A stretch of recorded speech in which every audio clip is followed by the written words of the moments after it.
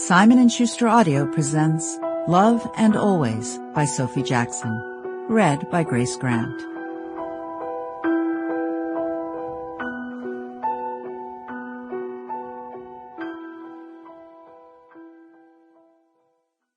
Chapter 1. Wesley Carter had never been a big believer in fate. Until recently, he didn't believe in anything, not even himself.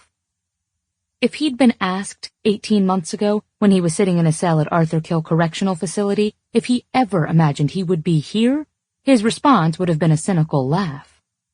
Back then, he'd been drifting aimlessly, stumbling from one ginormous fuck-up to the next, with no rhyme or reason to his life, and no inclination to even find one.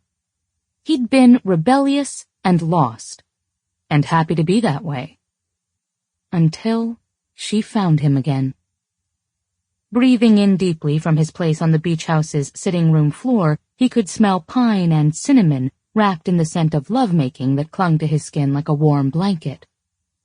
Oblivious to Carter's epiphany, Kat hummed blissfully into his collarbone, making a high, sated sound.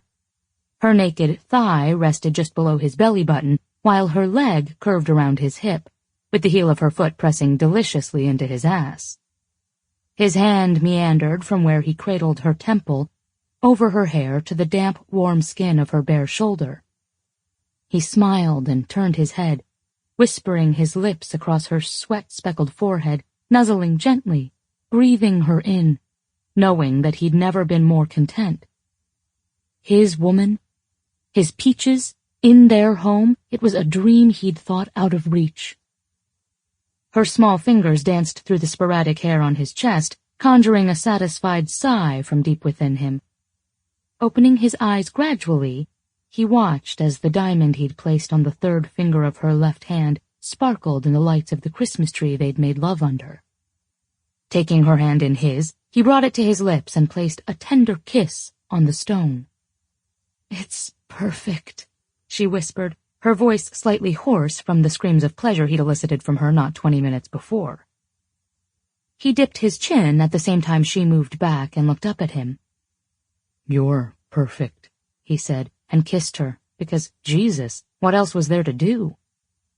She gripped the back of his neck and pulled him to her, making their bodies roll until he was back on top of her, cradled between her thighs. Sample complete.